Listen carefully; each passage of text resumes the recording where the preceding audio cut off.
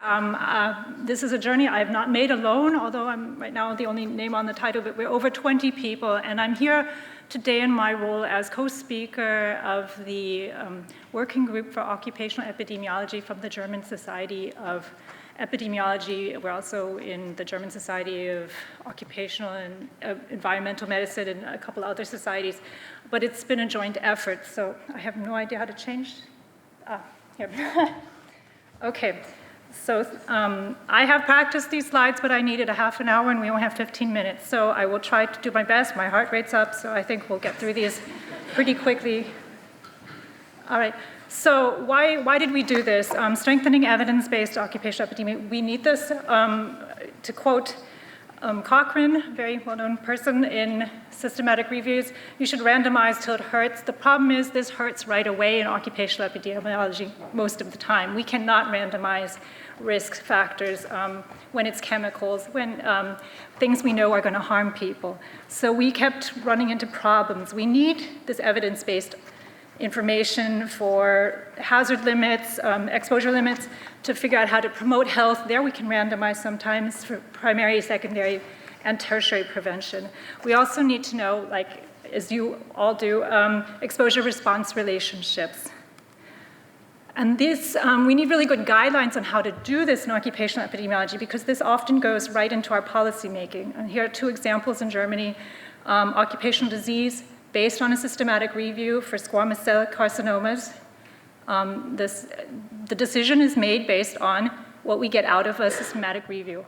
Also, occupational exposure limits. Here is a meta-analysis of 9 studies revealed neurotoxic effects for aluminum and creatine. So these are really, when you're going to base laws on these things, you really have to have really good methods on how to do this. And we kept running into problems using the established methods that are for clinical studies. So we always came up with, every time we did a review, the same questions came up. So what did we do?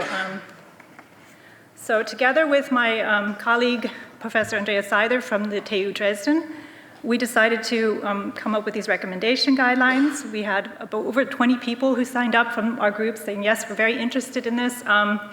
And we broke this down into sub-working groups, and each sub-working group critically evaluated what the methods are that are currently, some of these people are also in the room today or online watching, so they looked at what do we have right now, what works for us, where do we need to make adaptations, changes, and recommendations. We have a really good starting point. We base everything on Cochrane, GRADE, navigation guidelines. These are published documents that we can use as a good starting point. So we broke our sub-working groups into these groups based on the phases of a systematic review. So we have here in group 1, headed by Maria Gerbisch, Rebecca Wolf, and Gabriele Peter at Hack, they looked at the beginning phases of a review, from coming up with the research question, writing the protocol, and doing the literature screening and searches. Then we have data extraction that was headed by Melanie Schubert, risk of bias assessment, Ulrich Baum-Aldorf, qualitative and quantitative systematic or meta-analysis.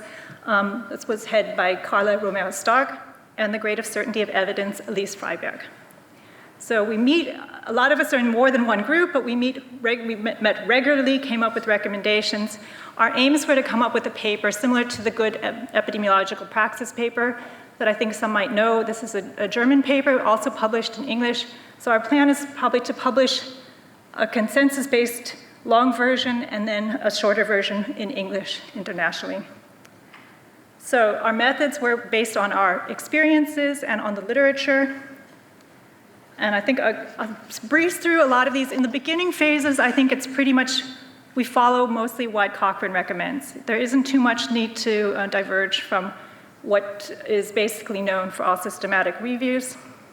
PICO schema, here we have the exposure is often more interesting to us than intervention, so that's where the focus was.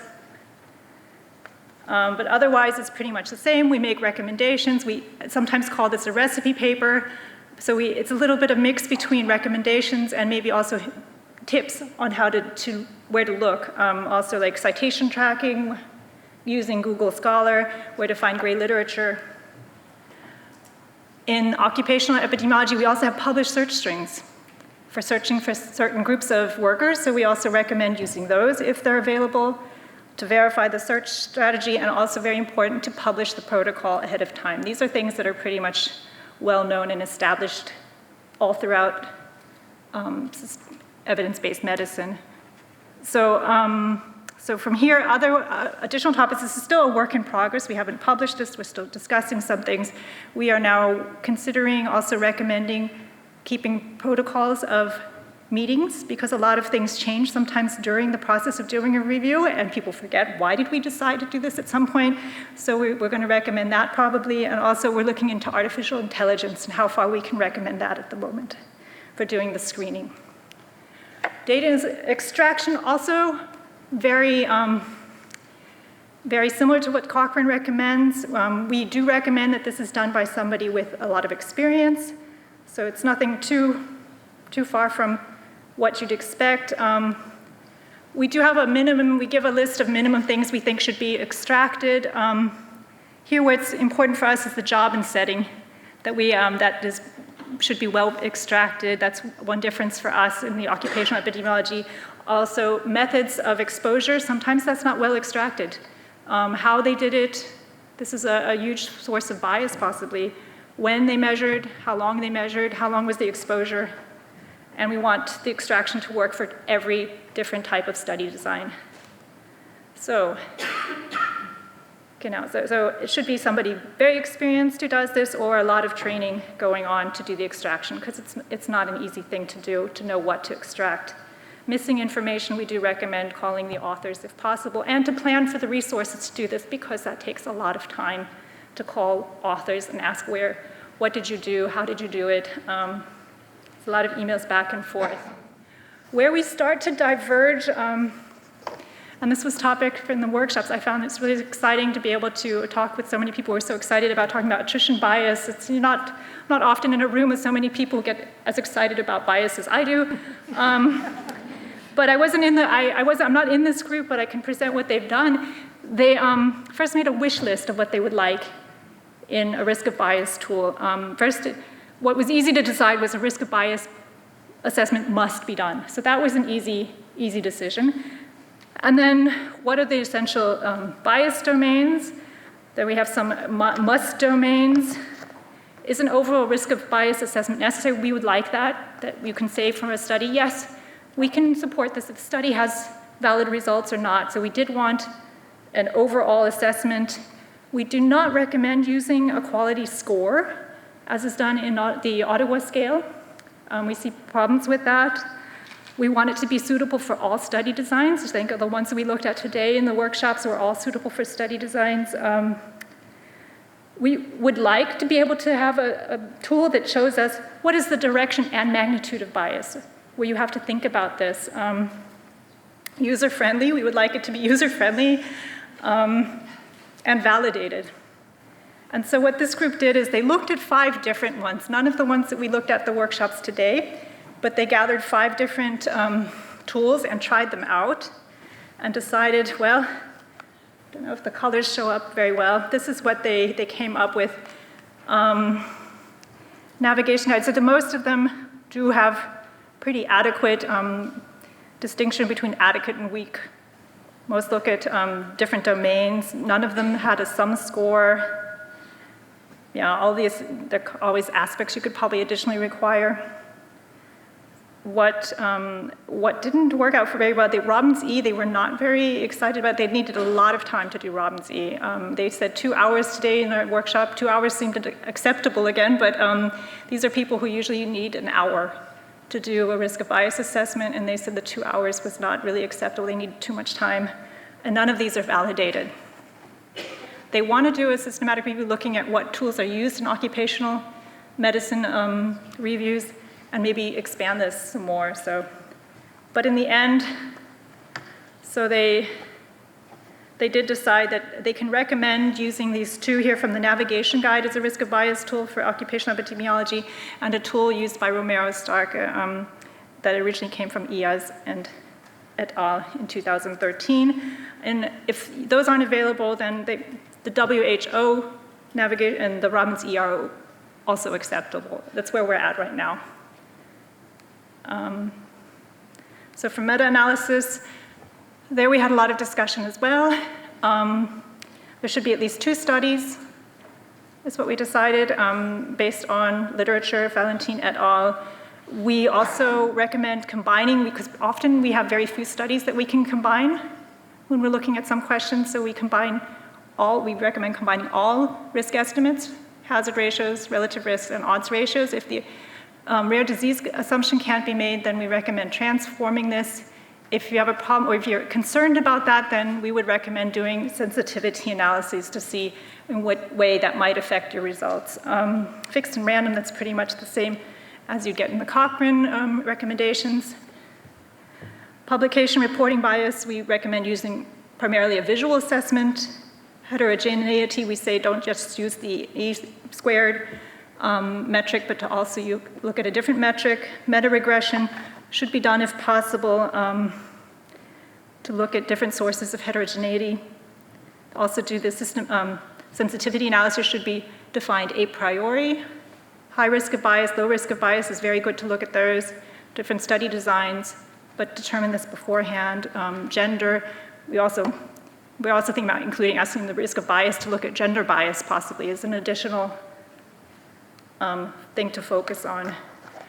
I don't know how many are really familiar with dose-response relationships, but there are two different versions we tend to use in occupational epidemiology. Is either we determine the risk per 10, an increase of 10 or per certain increase, and then to meta-analyze these. So the 2-step version or the 1-step version is where you take all of the studies, regardless of how they measure, and make a mixed model out of these. And we can pretty much support both of these methods.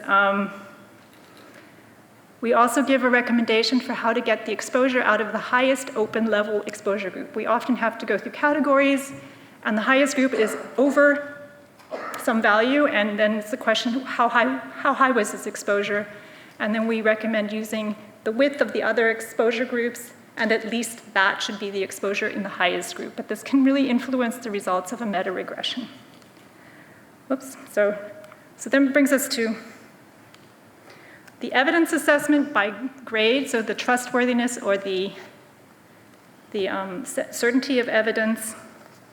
We do recommend doing this only if there is some indication that there is an association.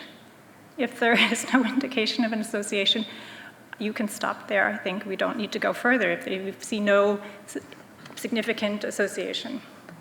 But if you are going to do it, then we recommend using high, moderate, and low. Then we would recommend starting with the high level, regardless of study designs. Also, all observational studies already beginning with high, upgrading or downgrading then accordingly. And here we are basically along with the lines of grade or navigation.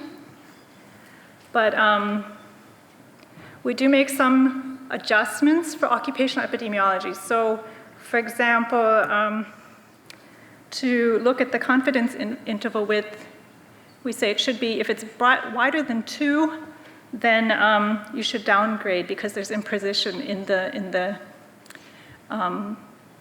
meta-analysis estimate.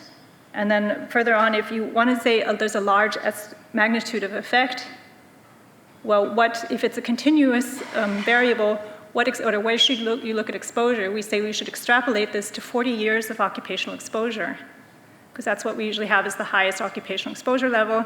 And then if you get a magnitude of effect over 2, because usually we have very small effects, the exposure limit, maybe you look at 10 years follow-up, it's not enough because you have 40 years of working life. So we look at then after 40 years, do you get a risk over 2 or over 5? Then you can upgrade the evidence level. So otherwise, it's pretty much along the lines of what's known and published. And I think we're very good in the time. So I thank you very much. Our plans are then to hopefully publish this, and we're open for discussion though. So thank you very much.